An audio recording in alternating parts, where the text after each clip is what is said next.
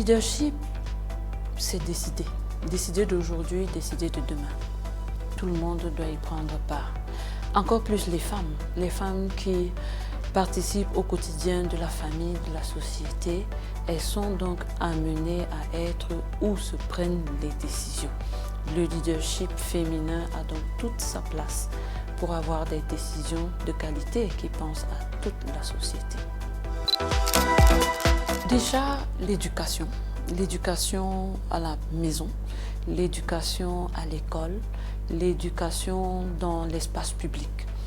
Nous devons, à partir de la maison, enseigner à la jeune fille qu'elle est un acteur économique, tout simplement, qu'elle doit participer à la construction de la société. À l'école, nous devons donner les chances à tous. Et les jeunes filles doivent comprendre que la compétition les concerne aussi. Elles doivent entrer dans la compétition, performer autant que les garçons, sinon plus, pour que nous ayons une société équitable. Et dans l'espace public, la femme doit aussi prendre la parole. Elle doit participer à la construction de nos États. L'Afrique en a besoin.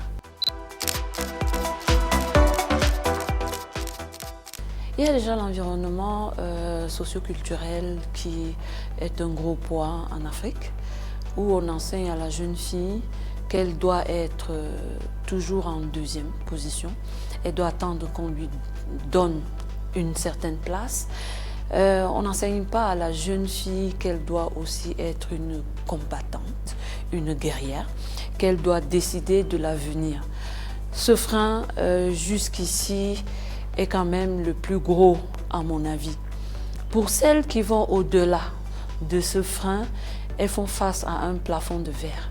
Un plafond de verre dans lequel on nous dit, à nous les femmes, que nous ne sommes pas à la hauteur, que nous ne pouvons pas, que Dieu ne l'a pas voulu, que notre physiologie ne nous le permet pas, que notre cerveau ne peut pas nous le permettre. Et donc, nous-mêmes, nous nous mettons des freins. Et oui, il y a aussi les femmes. Les femmes qui s'opposent à celles qui osent, qui s'opposent à celles qui veulent franchir les barrières, qui découragent celles qui veulent casser le plafond de verre.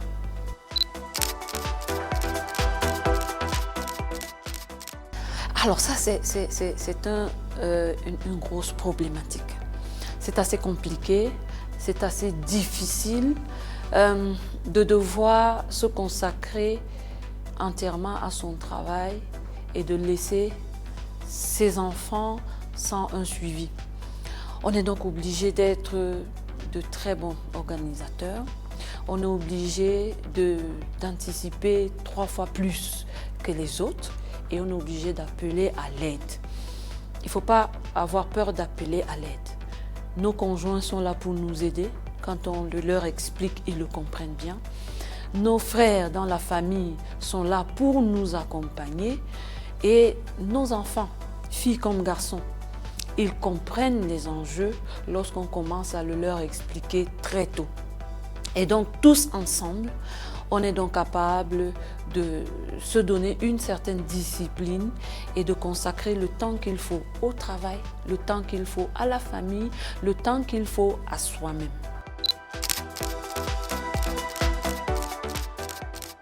Alors, à toutes les femmes, je crois que même le ciel ne doit pas être notre limite. Nous devons aller au-delà. Regardons les bénéfices, faisons fi des obstacles. Les hommes aussi en connaissent. Peut-être ils n'en parlent pas beaucoup. Que font-ils pour surmonter ces obstacles? Nous aussi, nous devons le faire. Nous devons être aux côtés de l'Afrique pour bâtir l'Afrique que nous voulons. Et c'est possible.